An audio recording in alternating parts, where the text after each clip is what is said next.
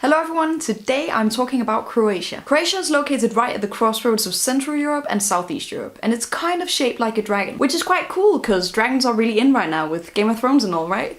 So yeah, the shape of your country is very hip Croatia. Speaking of Game of Thrones, a great part of the show is actually filmed in Croatia, in the city of Dubrovnik. So if you think King's Landing is beautiful, you should definitely visit Croatia, because that is Croatia. Just without all the blood, incest and penises being cut off.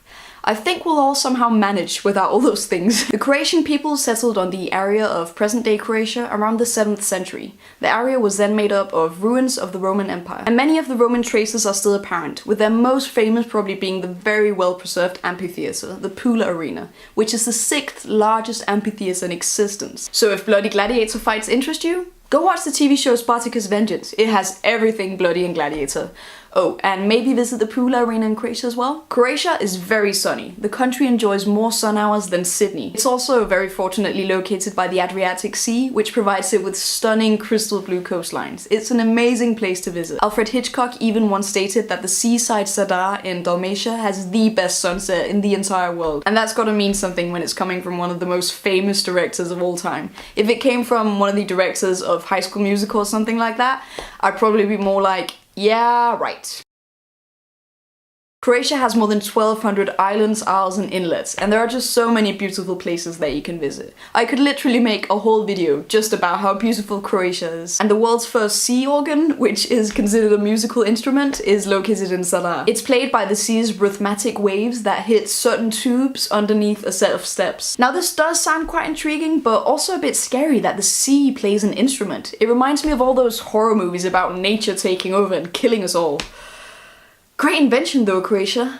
Another great thing that Croatia is home to is the dog breed Dalmatians. The dog breed which is of course best known for the film 101 Dalmatians. By the way, does anyone know what Cruella de Vil is smoking in these films? Like seriously, what emits green smoke?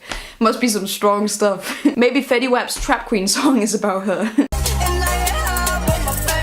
Now the Croats have invented many amazing things, including the necktie, which is actually kind of a lifesaver because it replaced the ruff back in the 17th century. Which I'm sorry, but I'm just not a fan of the look. I mean, could you imagine businessmen walking around now wearing ruffs instead of neckties? So thank you for replacing that trend, Croatia. They also invented the parachute, which was done by inventor Faust Rancic.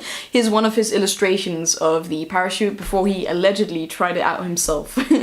I know. What the hell was he thinking? Another interesting thing about Croatia is that it's home to hum, which in this case is not a meditation chant. It's actually the world's smallest town, with a population estimated at being between 17 and 23 people. I think it's kind of funny how they only have an estimation of how many people live there. Like, how hard is it to go count about 20 people? Now onto something different. On the Croatian island of Susak, the women hold the title for having the only national costume in Europe that sits above the knee. Now when I heard that, I thought, that sounds very revealing and quite sexy for a national costume. I've gotta see this. But then they're all wearing like the thickest tights ever underneath. So I think that the title of having the only national costume that sits above the knee is, well, I mean it's true, but a bit misleading for people that have a disgusting mind like myself. Now let's talk about the Croatian people. They're mostly described as being very hardworking, polite and tall at average. They're also great at football and handball. I know this because I've seen them beat Denmark way too many times. The last fact I wanted to include in this video about Croatia is that Croatia was the first country ever to win the Junior Eurovision Song Contest